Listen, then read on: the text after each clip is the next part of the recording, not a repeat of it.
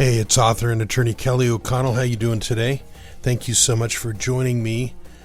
And we've got a really good show today. I just finished an essay for Canada Free Press that I think you'll find interesting. It's got some different parts in it, but I think that overall you're going to either agree with it or possibly be just stirred up to it. You might even hate it, but I think you'll react to it.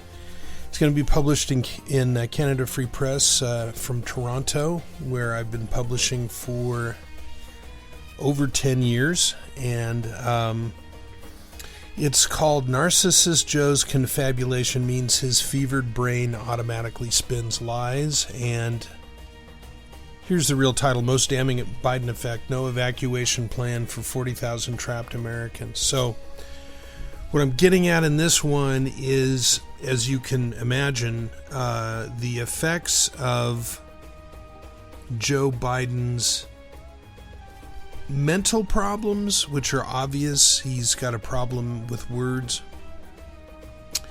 He has difficulty speaking off the cuff. He often seems agitated or irritated. He changes his statements even within the same sentence. He's also very confident, cocky, and he appears to, like so many of these Democrat politicians, expect that the media is just going to clean up after him no matter what happens. They're going to cover up the bad, inflate the good, or just create the good out of whole cloth. And it's very basic, and you might ask, what's the purpose? Well, what's the purpose of the media in general? Originally was to get information out there, and the good writers would put it into a form that would make it more palatable, more understandable. But now we've reached an age where everything is narrative. It's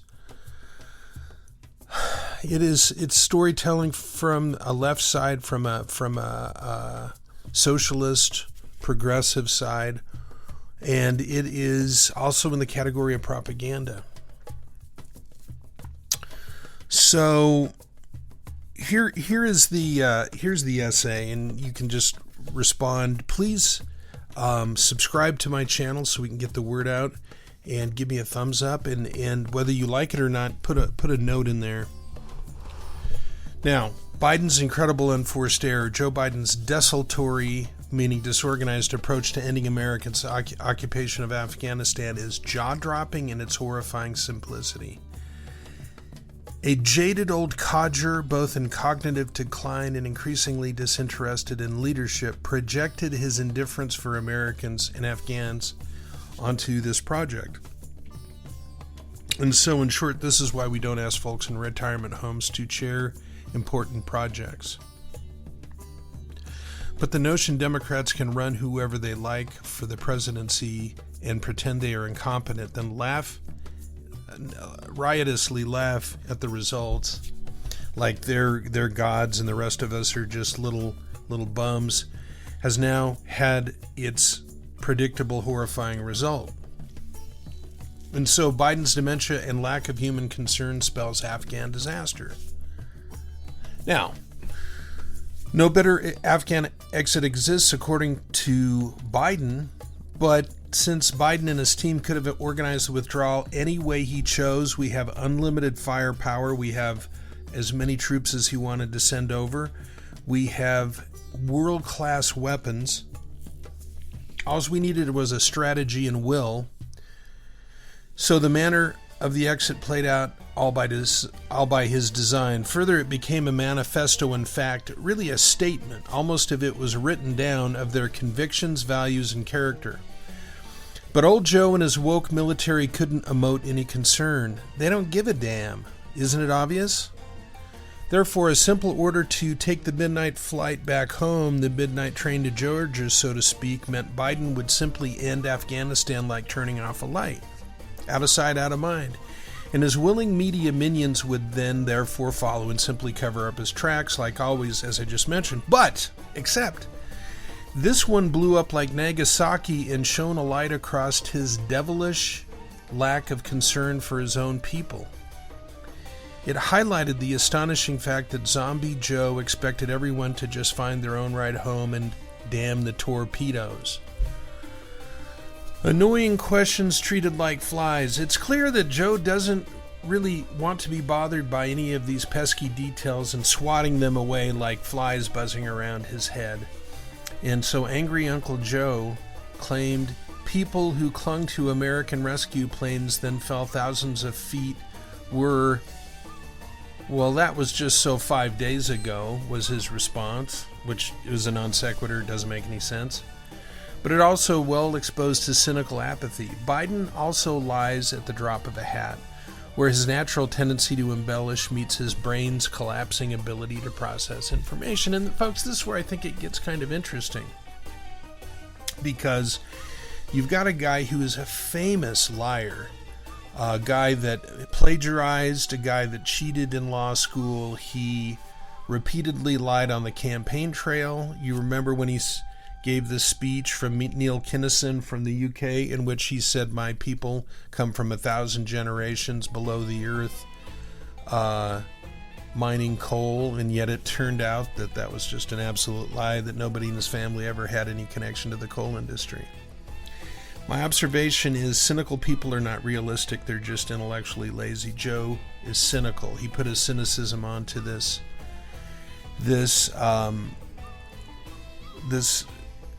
evacuation, and he turned it in from something that could have been just kind of ho-hum into a drama in which up to 40,000 or more Americans are stuck over there, and that's what I think really shows who he is and who the party is. The party doesn't care about it. The entire Democratic Party was involved in this, and I mean, you know, Joe's not, he's not with it enough to plan anything anymore, and so the people that are behind him, the Susan Rice's, the Nancy Pelosi's, whoever else he has, who is an advisor, they help put a plan together, which either by design or just indifference exploded on the launch pad. And this is what I find interesting. Think about this. What is confabulation? Well, you know what lying is. It's just deciding not to tell the truth. Well, confabulation brings it up to a higher level. I'd call it brain-addled lying, or brain-diseased or brain-affected lying. And in a person who confabulates, and I think a person who did this too was Al Gore, the lying is so endemic, it's either from an organic cause, either the brain is starting to fall apart, and the brain can't really draw on the information it needs, and so it creates this kind of artificial story that takes the known facts and puts them together in a way that is the most helpful.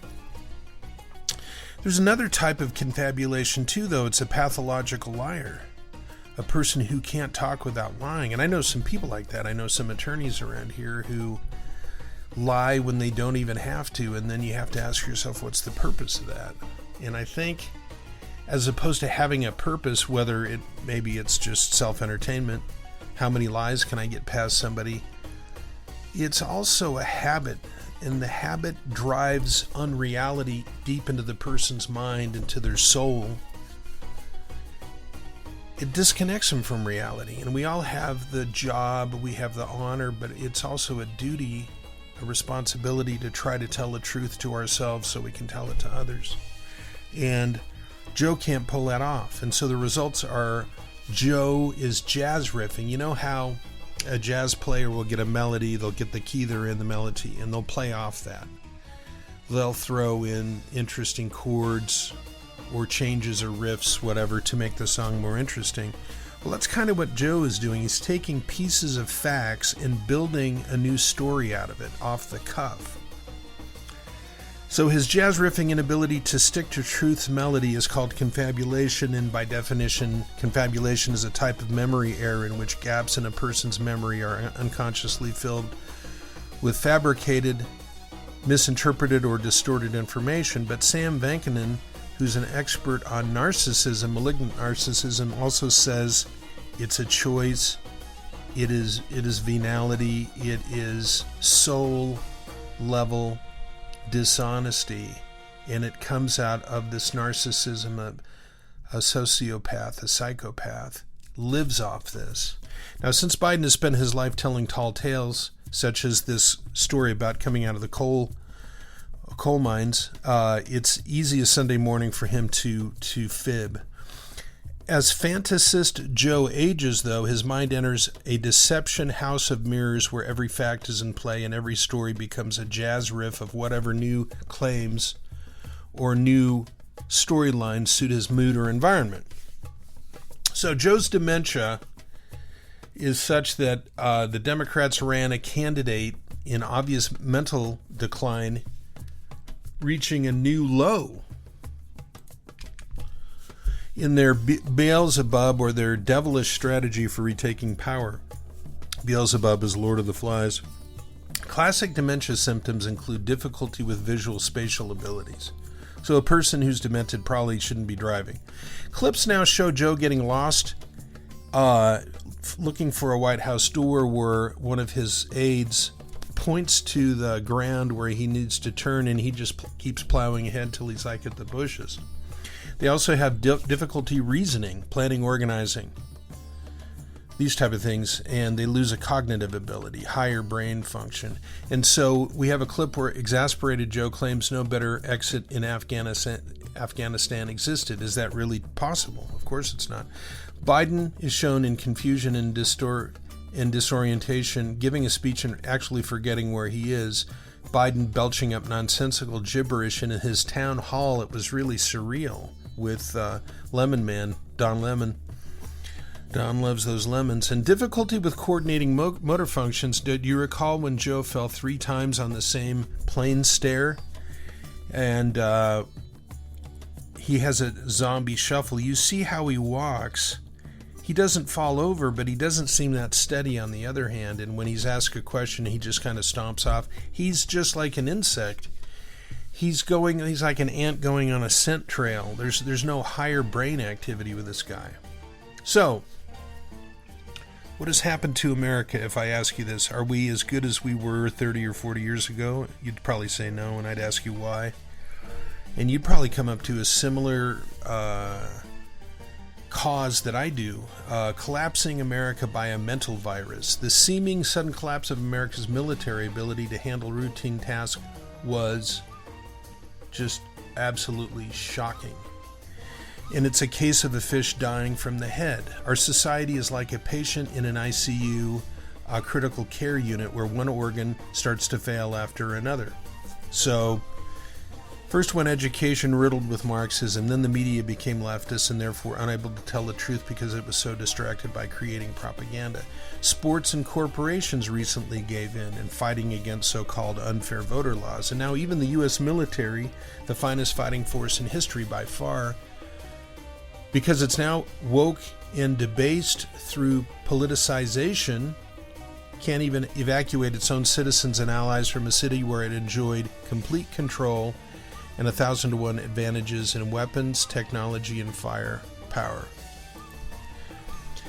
Now, you don't have to live like a refugee. That's what Tom Petty sings in Damn the Torpedoes, which I thought of when I put that quote in there. We don't have to evacuate a city like we're just escaping for our lives and we have no other choice, but that's what Joe Biden suggests. Now, if he had planned it properly, he would have gotten all the Americans out first. And his lies are just ridiculous. But more aggravating is this idea is I did as good of a job as was possible. It was always going to be chaotic. Now, stop bothering me with these questions. And he's a little tyrant, you know. He's a brain-damaged, he's like a remote-controlled cockroach. Now, never give in. Brain-battered Joe and the diabolical Democrats completely butchered the Afghan exit, but now he claims he did as good as possible in his own confabulous manner. Now, friends, dear friends, let's huddle close together. Beware of giving into the dark, gathering nihilism or lawlessness of encroaching Marxist claims that no truth exists, and so nothing matters. Scan the horizon and observe the littered ruins bespotting America, where one institution after another was cannibalized and fell to further menace us all. And if we don't regroup, we will be swept under the socialist tidal wave that is just roaring towards us. Apocalyptic leftism versus faithfulness versus the faithful is that's where we're at right now. And so the real worry is these fatalistic, harebrained, apocalyptic communists. You know, each group, every group we've studied in history basically has some sort of an apocalyptic ending. And I think that must be wired into us. You know, the Christians have the apocalypse. The Jews have their version of it. The Muslims have their type of it too. And the Hindus and teach that the world is going to end. And even the Marxists say there's going to be a fiery end. I mean, scientists say that the earth is going to burn up someday. So we've all got some sort of an apocalyptic call. But these harebrained apocalyptic communists now fantasize unleashing the same psychotic truths, these cabal, these Afghanistan truths upon our homeland to devastate the conservative base. You can use the same language, the same logic, the same argument used in Afghanistan. It doesn't matter. Just do what you want. Don't worry about the details. You could use that the same in the United States, and we have been using that in all these stupid riots and protests and Black Lives Matters and let's defund the cops. It's all rolling the dice, making stupid and predictably bad decisions with the theory that it's all going to work out. And leftists have, Marxists and leftists, progressives have this thing built into them, the same kind of a thing, where they believe as long as they have the right motivations, the details don't matter, which is clearly what Biden thought. He would just call everybody home and everyone would just show up where they're supposed to without any leadership. And the left believes that it all is going to add towards an evolution of history, like Hegel wrote about. And Marx stole all his ideas from Hegel. So everything is going to spin upwards and make a more organized and just society. And it's just, I mean, look at history. That is just a fact that's just, or a theory that's disproven. So let's stand up, throw out Biden, baffle Kamala, which shouldn't be too hard, and retake our beleaguered land. We've been divinely gifted with this sudden epiphany. Epiphany is a vision or a sudden truth that appears of Biden's complete exposure as a brain-fogged Marxist, driven by devils into destruction. A blithering nincompoop driving the bus off the cliff. It exposed a continent full of shameless infidelity and reckless abandon.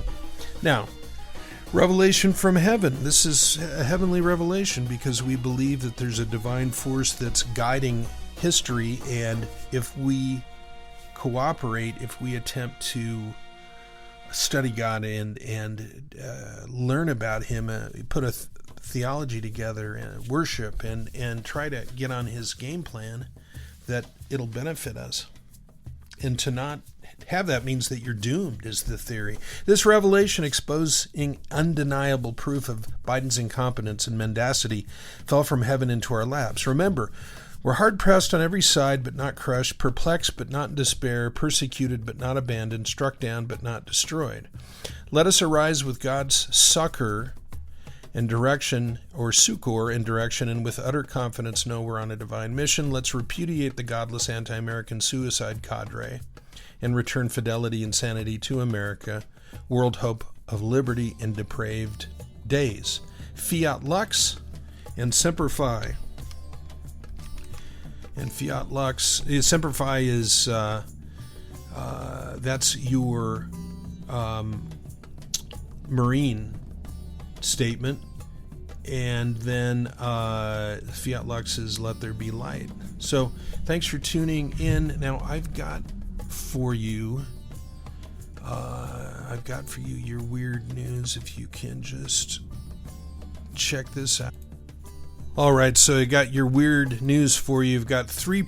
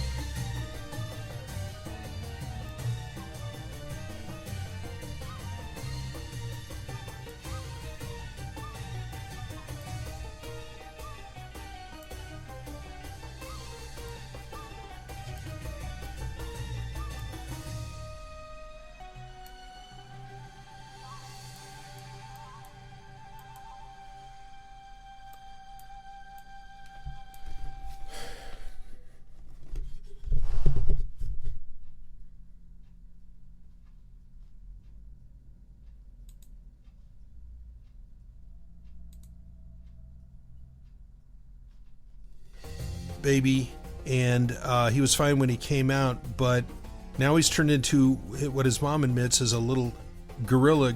Bree Shelby, 24, told Kennedy News. And what happened was that she and her husband, Jared Hernandez, had discovered a month-old baby, Mateo Hernandez, suffering from a rare life-threatening condition called congenital hyperinsulinism, which keeps the sugar level down. And the baby's sugar level was about 30, and it's supposed to be between 70 and 100. And so he was shaking a lot, overeating, and temperature was off, overheating. So they gave him medicine. It really helped him. But then all of a sudden they noticed he was starting to grow, and he started also growing a lot of hair all over his body. I mean, all over his front and back, like a Sasquatch, like a Bigfoot, even on his face. And they started shaving his face, head and forehead, and it was growing back even faster. It grows everywhere except his stomach, and it's so rare that they don't have any other instances of it, occasionally, but so anyway, she does admit she brushes the hair to keep it neat. It's a lot of hair. I've never seen that before, says the family. And so doctors don't know, but they hope it'll go away on its own. Anyway, thank you for tuning in. Please substitute or sub me. Subscribe, not substitute, and give me a thumbs up and give me some argument, positive or negative, on this story. Hope you're having a great day. Wonderful to spend time with you, and we will talk with you tomorrow. Kelly O'Connell, Knockout Radio. Ciao.